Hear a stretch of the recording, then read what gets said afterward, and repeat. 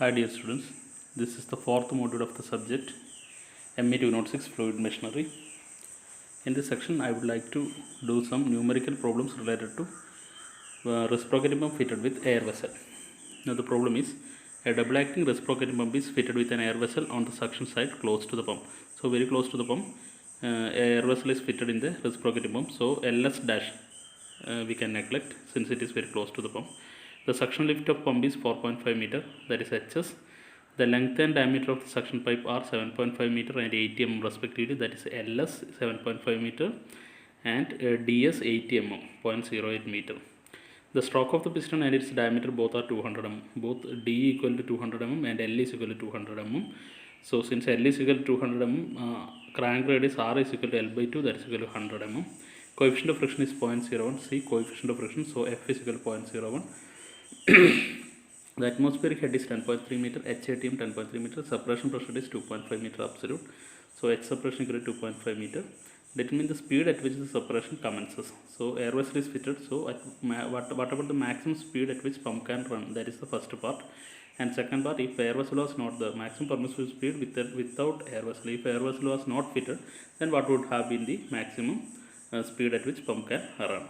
So these are the below are the data given, that is H is equal to 4.5 meter, L is equal to 7.5 meter, D is equal to 80 mm, D 200 mm, L 200 mm, F is equal to 0.01, HATM 10.3 meter, H suppression 2.5 meter. In this problem, the distance between the center of the pipe to where the air vessel is fitted is not given. That means LS dash is not given. That means we can neglect that term. So HAS, the head due to acceleration of the piston, is completely eliminated by fitting the air vessel. If LS dash value is given, then HAS dash you have to calculate. Here it is LS dash is not given, so you can neglect that term. So that means HAS equal to 0 for the entire suction operation. Now since diameter is given, we can calculate the area of the cylinder as pi by 4 d square, and L is equal to 200, R is equal to L by 2, that also I have already explained. Now here since the diameter of the suction pipe is given, ds is given, therefore we can calculate the area. We will get us 5.02 into 10 raised to minus 3 meter square. Since air vessel is fitted at the suction side, pressure head due to acceleration HA is equal to 0, that I have already explained. And frictional head is calculated based on the average velocity of flow. This is very important. In the earlier case, if air vessel is not fitted, usually we calculate the average velocity of flow as A by A omega r sin theta whole square, and maximum value is A by A omega r, that is depending on the value of theta. Here if the air vessel is fitted, we will be considering the average flow velocity below the pipe where the air vessel is fitted. So we have to first calculate the average velocity, and that has to be substituted for calculating the value of HF equal to 4FL V square by 2G. In that V term we have to substitute the average value. So the average value is given from the equation. For single acting it is A by A omega r by pi, and for double acting it is 2A by A omega r by pi. These two terms are coming in between the derivation for work saved by fitting air vessel. You can see, refer back the previous slide. Now and also, since why we are using this equation is we don't know the n value, that's why we are using this equation. If know the n value, we can calculate the omega. In that case what we will do is, if you know the n value, then you can directly calculate the discharge Q value. For single acting Q is ALN by 60, and for double acting it is 2 ALN by 60. Now Q is equal to area into velocity of flow in the pipe. A is the pipe area and V velocity is the average velocity of flow in the pipe. So from this equation we can directly calculate the V average, and we can substitute that V for calculating HFS. But here n is not given, therefore we can't calculate discharge. That's why we are going for these two equations. Okay, here in the problem it is given as double acting, so we will be choosing this equation. So V average equal to 2 into, this is area of the cylinder and this is area of the suction pipe, omega into, this is R value and this is pi. Now you will get it as 0.3982 omega. Now substituting, now calculating the HFS, value of HFS, head loss due to friction, that is Darcy-Weisbach equation. It is given as 4FLS into V average square by 2G ds. Now everything is known, only we have to substitute for V. For V we are substituting 0.398 omega, and since it is V square, therefore square is the. Now all these terms are constant into omega square, so we will get us finally 0.030 omega square. Now talking about the suppression, what happens is, since the air vessel is fitted, the indicator diagram shape will become a rectangle in the case of frictional effect. If air vessel was not there, it will be a parabolic shape. So since it is a rectangle, everywhere HFS is same. At the starting of the section, at the middle, at the end of the section, everywhere HFS value is same. So see, all the points are parallel to the HATM line. So the minimum point I am taking it is here. That means here the pressure inside the cylinder at this minimum point is HATM, that is from here to here, HATM minus HS minus HFS. So that will be the minimum pressure inside the cylinder. This should not fall below 2.5 meters. So we can equate it as H suppression value. So H suppression equal to HATM minus HF minus HFS. So 2.5 equal to 10.3 minus 4.5 minus HFS 0.030 omega square. From that you can calculate the value of omega. Omega square you got as 110, omega equal to 10.48 you will be getting. Now we know that omega equal to 2 pi n by 60, therefore n is equal to omega n 60 by 2 pi. So you got it as 100.15 rpm. If you are calculating the same value, instead of average value, if you are calculating with V average equal to A by A omega R, then you will be getting this value as 180 something, I think. Sorry, 50 something, almost half, I think. By 2 is coming, so almost half, I think. So you had, if the air vessel is there, then you had to consider the average velocity, that is very must. So this is the value. So pump can run without suppression up to 100 rpm. Now thinking about the next part is maximum speed without air vessel. If air vessel was not there, we know that the suppression at the suction side, the possibility of suppression at the starting of the suction. So if air vessel is not there, then acceleration head will be there, HIS equal to LS by G, A by A, omega square R. That value you can calculate. You don't know the value of omega, instead of that you will be substituting 2 pi n by 60. So from this equation you will get HIS in terms of n square. The remaining everything is constant. Calculating you will get 5.24 10 raised minus 3 n square.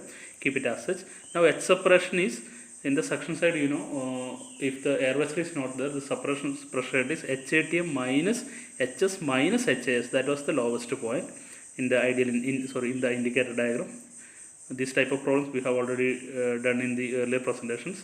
So HATM minus HS minus HIS will be equal to H suppression, that is equal to 10.3 minus 4.5 minus this is the value of HIS. Substituting you can find the value of n. Now you will be getting n is equal to 25.09 rpm. See, if the air vessel was not there, the maximum speed the pump can run is 25.09 rpm. But if air vessel was fitted, you can see it almost increased by 4 times. It is, the value is 100 rpm. So that is the advantage, one main advantage of fitting air vessel. Okay, now we will move on to next problem. A single acting reciprocating pump has a plunger diameter of 250 mm and a stroke of 450 mm. So plunger diameter means cylinder diameter is given 0.25 meter and stroke length is 0.45 meter, and it is driven with simple harmonic motion at 60 rpm. N is given. The length and diameter of the delivery pipe are 60 meter and 100 mm respectively. So LD 60 meter and DD 100 mm is given. Determine the power saved in overcoming friction in the delivery pipe by fitting air vessel. So air vessel is fitted at the delivery side. We want to find the savings in power by fitting air vessel. So what we will do is we will be calculating the power without air vessel and with the air vessel, and subtracting we will get the power saved. Okay, now the given, assume friction factor is 0.01. Now the diameter given quantities are D is equal to 50 mm, 0.25 meter. Area we can calculate. Stroke length L is given, therefore we can calculate R value. N is given 60 rpm. So angular speed omega equal to 2 pi n by 60. You got it as to this much value, 2 pi radians. Length of the delivery pipe L is equal to 60 meter. Diameter of the delivery pipe is equal to 0.1 meter. Area of the pipe is equal to pi by 400 d square. That you can calculate. Friction factor F is equal to 0.01. Now power saved is given by, we know that power equal to rho g q into h. That is the general equation. So into rho into g into q into 2 by 3 hf into without air vessel. So without air vessel, you know that the area of the indicator diagram is a parabola. So that much area is added along with the rectangle. So the area under the parabola will give the work done during the without the air vessel with the frictional effect. Okay, so rho g q into 2 by 3 hf means the work done per second due to the frictional effect at the delivery side, 2 by 3 hfd actually it is, minus HF with air vessel, that is rho GQ into HF with air vessel, means if air vessel is fitted, that you know that the area of the indicator diagram is going to be a rectangle, so that is definitely less than the area of the parabola. That and all we have seen in the last presentation, in the work saved presentation. So you refer back that portion. So individually, so combined we will get as rho GQ, since it is common for rho GQ is common for both, so rho GQ into 2 by 3 HF without air vessel minus HF with air vessel. Now we want to find HF without air vessel and with air vessel separately. Now rho into G is equal to this much, Q is equal to, since it is single acting, ALN by 60, that also we have calculated. Now without air vessel, HF equal to F dash into, since it is friction factor given here is friction factor, so it is actually 4F. So instead of 4F, I am substituting F dash. So HF equal to F dash L V square by 2 GD. See, without air vessel, if it is without air vessel, instead of this V, we have to calculate the V value depending on theta, and its maximum value is A by A omega R. See, the V is replaced by A by A omega R. So since it is V square omega R whole square, from this equation everything is known, F dash L V everything is known, sorry, V is not known, so 2 into dg everything is known. Instead of that, we will be substituting, instead of V will be A by A omega R whole square. So A by A omega is 2 pi n by 60. So sorry, in terms of omega itself we are substituting, so you will get it as, sorry, omega we n is given, so omega we know, we have already calculated the value of omega here, that is 2 pi radians. So substituting everything, you will get it as 23.87 meters. So this much is the HFD value without air vessel. Now with the air vessel, only difference is, instead of this V, we will be substituting average velocity. Average velocity is given by, for a single acting is given by A by A omega R by pi. See, only divided by pi is coming here.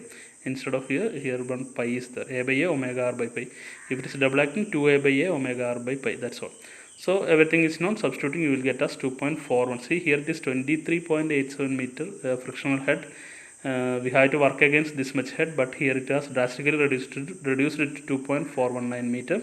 Now substituting HF 2 by 3 HF is, area of the parabola is 2 by 3 into HF max, and this is rectangle, so directly you want to substitute that value only, HF. So finally you will get 2.924 kilowatt. This much work you can save.